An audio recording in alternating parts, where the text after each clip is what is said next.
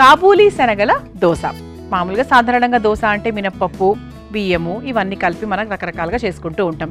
ఓట్స్తో తయారు చేసుకున్నాము. మరి ఈ రోజు కాబూలీ శనగలతో దోశలు తయారు చేసుకోబోతున్నాము, చూద్దాం.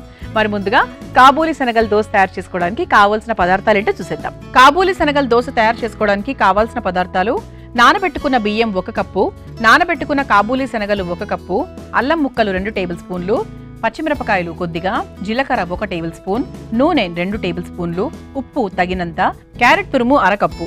కాబూలీ శనగల దోశ తయారు చేసుకోవడానికి కావాల్సిన పదార్థాలన్నీ కూడా మన దగ్గర రెడీగా ఉన్నాయి. అయితే కాబూలీ శనగల్ని ముందు రోజు రాత్రి లేదా సాయంత్రం నానబెట్టుకొని చక్కగా ఒక 8 నుంచి 10 విజిల్స్ వరకు చక్కగా ఉడికిచ్చేసుకున్నాం. అది మనకు రెడీగా ఉంది. మిగతావన్నీ కూడా బియ్యం అనుకోండి ఒక 2-3 గంటలు నానబెడితే సరిపోతుంది. ఇంకా అల్లము, పచ్చిమిర్చి ఇవన్నీ కూడా తీసుకున్నాం. అయితే కాబూలీ శనగల్లో చక్కటి ప్రోటీన్ ఉంటుందన్న విషయం అందరికీ తెలిసినటువంటి సత్యం.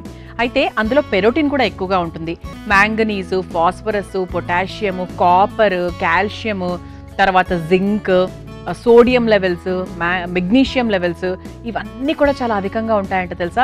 ఇవి చాలా మందికి తెలియవు. అంటే సాధారణంగా శనగలు అంటే ఏంటి అంటే మంచి ప్రోటీన్, మంచి ఫైబర్, అంతవరకు మనం అందరికీ తెలుసు. కానీ పెరోటీన్లు ఇవన్నీ కూడా ఎక్కువగా ఉంటాయన్న విషయం తెలియదు. ఇది మనకి బోన్స్కి చాలా బాగా హెల్ప్ చేస్తుంది.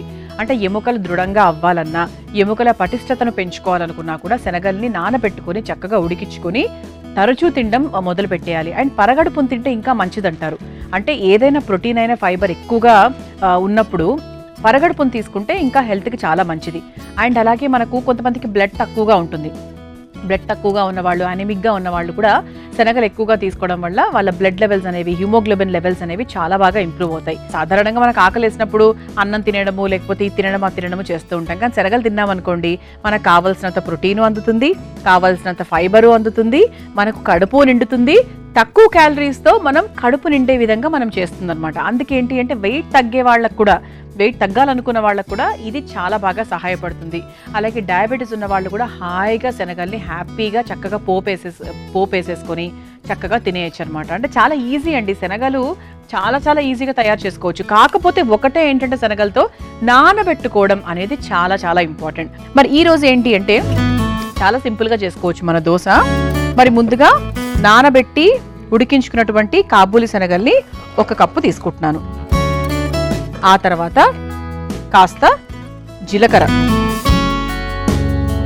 కొంచెం ఎక్కువ కావాలి అనుకుంటే ఎక్కువ వేసేసుకోవచ్చు. అంటే మనం రుబ్బుకునేటప్పుడే వేసేసుకోవచ్చు, లేదు అంటే దోశ వేసుకున్న తర్వాత పై నుంచి కూడా వేసుకోవచ్చు. అంటే మనం పెసరట్లు వేసుకునేటప్పుడు వేసుకుంటాం కదా, ఆ విధంగా అన్నమాట.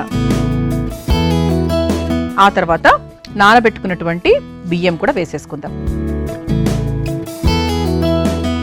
ఆ తర్వాత చక్కగా ఘాటు కోసం అల్లం ముక్కలు, ప్రస్తుతానికి సరిపోతుంది. దీంట్లో సరిపడా నీళ్లు పోసుకొని చక్కగా రుబ్బుకొని తీసుకొచ్చిన తర్వాత ఇక మనం దోశ వేసేసుకోవడమే. అయితే దోశ వేసుకోవడం అనేది పెద్ద బ్రహ్మ విద్య కాదు. అంటే ఎలా వేసుకోవాలి ఏంటి అనే విషయాల గురించి ఈరోజు నేను చెప్పట్లేదు. కేవలం కాబూలీ శనగలతో దోశ ఎలా వేయాలన్న విషయం మాత్రమే చెప్తున్నాను. ఎందుకంటే చాలా మందికి తెలియదండి, నిజంగా నాకు కూడా తెలియదు. కాబూలీ శనగలతో దోశ కూడా వేసుకోవచ్చా, కాబూలీ శనగలు బియ్యం కలిపినటువంటి పిండిని దోశలాగా వేసుకోవచ్చా అనే విషయం చాలా మందికి తెలియకపోవచ్చు. కొంతమంది బియ్యం దోశ తయారు చేసేటప్పుడు ఈ బియ్యంతో పాటు శనగ పప్పును కూడా నానేస్తారు. అంటే రంగు బాగా వస్తుందని, రుచికరంగా ఉంటుందని అంతవరకే తెలుసు నాకు కూడా. కానీ కాబూలీ శనగలు వేస్తారన్న విషయం మాత్రం నాకు తెలియదు. మరి ఈరోజు నేర్చేసుకుందాం. మరి ముందుగా ఇందులో నేను కావాల్సినంత నీళ్లు పోసుకొని చక్కగా మెత్తగా దోశ పిండిలాగా రుబ్బుకొని తీసుకొచ్చేస్తాను. ఆ తర్వాత మనం చక్కగా దోశ వేసుకుంటూ మరిన్ని విషయాలు మాట్లాడుకుందాం. చూసారా, ఇలా చక్కగా కాబూలీ శనగలు, బియ్యము, అల్లం ముక్కలు, అలాగే జీలకర్ర ఇవన్నీ కూడా వేసేసుకొని చక్కగా రుబ్బేసుకున్నాము. ఇది పక్కన పెట్టేద్దామండి ప్రస్తుతానికి. ఇది మనం ఎలా రుబ్బుకున్నాం అనేది ఒక్కసారి చూడండి. అంటే మనకు దోశ పిండి ఇలా గరిట జారుడుగా ఉండేట్టుగా చేసుకోవాలంతే. ఇందులో కాస్త ఉప్పు వేసేసుకుందాం. అంటే దీని క్వాంటిటీకి తగ్గట్టుగా మనం వేసేసుకుందాం. సరే, అయితే కొంతమంది ఏంటంటే జీలకర్ర పైనుంచి వేసుకోవాలనుకుంటారు, వేసుకోవచ్చు. తర్వాత పచ్చిమిరపకాయలు కూడా తగలకుండా అందులోనే రుబ్బేసుకుంటారు కొంతమంది, అలా కూడా వేసుకోవచ్చు. క్యారెట్ తురుములు మాత్రం రుబ్బకూడదండి, అలా పైనుంచే వేసుకోవాలి.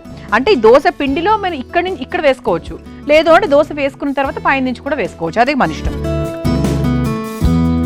ఇక ఆగస్ట్ 15th అంటే ఖచ్చితంగా ఈరోజు అందరికీ సెలవులు ఉంటాయి. కానీ స్కూల్స్లో, కాలేజెస్లో మామూలు గవర్నమెంట్ డిపార్ట్మెంట్స్లో చాలా చక్కటి సెలబ్రేషన్స్ అవి జరుగుతూ ఉంటాయి. పాటల కార్యక్రమాలు, డ్యాన్స్ కార్యక్రమాలు, పిల్లలతో రకరకాల పర్ఫార్మెన్సెస్ చేయించడము, ఇవన్నీ కూడా జరుగుతూ ఉంటాయి కదా. బాగుంటుంది సందడిగా, ఎందుకంటే వాళ్ళకు కూడా తెలియాలి అంటే మన భారతదేశం అంటే మన ఫ్రీడమ్ రావడానికి ఎంత కష్టపడ్డారు అప్పటి వాళ్ళు, మనకి ఎలా వచ్చింది, మన ఈరోజు ఎలా బ్రతుకుతున్నాము, మన విరోధులు ఎవరు, ఇవన్నీ కూడా వాళ్లకు మన ఇంట్లో ఉండే పెద్దవాళ్ళు అయితే ఖచ్చితంగా చెప్తారండి. అంటే మనకి ఎంత సమయం ఉన్నా లేకపోయినా కూడా ఇంట్లో అంటే మన అమ్మమ్మలు లేకపోతే మన అమ్మలు, నాన్నమ్మలు ఉంటారు కదా. సో వాళ్ళు ఏంటంటే వాళ్ళకి బాగా టైం ఉంటుంది కాబట్టి కూర్చొని చక్కగా బోల్డ్ని కథలు అవి చెప్తూ ఉంటారు ఫ్రీడమ్ ఫైటింగ్కి సంబంధించి. వాళ్ళ దగ్గర కూర్చోబెట్టండి, ఈరోజు ఒక 2 మాటలు చెప్పమని చెప్పండి. ఓకే, సో ఇప్పుడు స్టవ్ వెలిగించేసుకుందాం.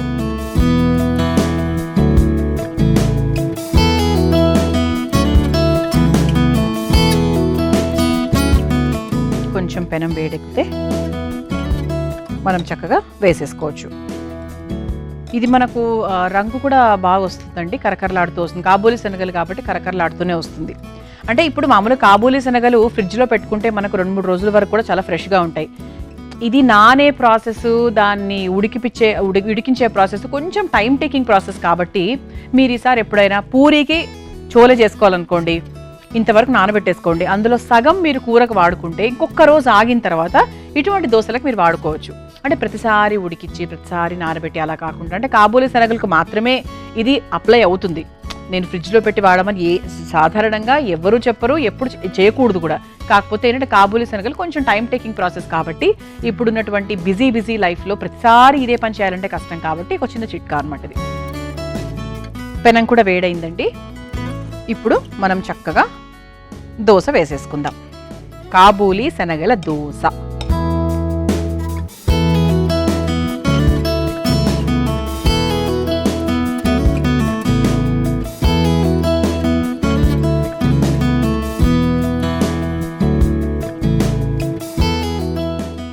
ఆ తర్వాత కాస్త నూనె వేసుకుందాం.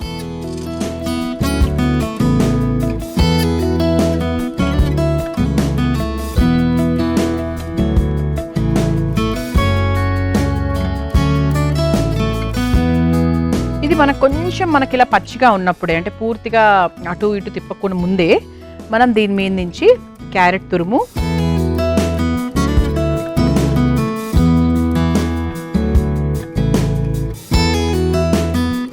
ఇది మనకు ఆరెంజ్ అయిపోయింది, వైట్ అయిపోయింది, ఆ తర్వాత గ్రీన్. అంటే మనం ఈరోజు ఆగస్ట్ 15th ఉన్నాం కాబట్టి కొంచెం స్పెషల్గా వాటిని తలపించే విధంగా ఉండాలని చేస్తున్నాం అనమాట. సో పైన నుంచి కూడా కొంచెం మనం నూనె వేసుకుందాం, ఏంటంటే మనకి చక్కగా ఫ్రై అవ్వాలి కాబట్టి.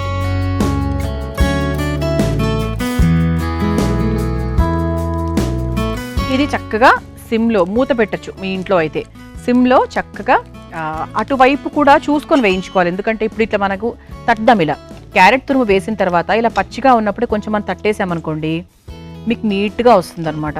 అంటే మనకి విడిపోకుండా ఉంటుంది. తట్టకపోతే మళ్ళీ పైన పొడిగా విడిపోతే బాగోదు. ఇది అయిపోయిందండి, ఇక స్టవ్ ఆఫ్ చేయొచ్చు. నేను ఇటువైపు ఏమీ కాల్చలేదు, సరిపోతుంది. చాలా సిమ్లో పెట్టి ఇటువైపు కూడా ఎక్కడ చూసారా పచ్చిదనం లేకుండా కాలిపోయింది, అసలు అవసరమే లేదు. ఇప్పుడు చక్కగా ఈ ప్లేట్లోకి తీసేసుకుందాం.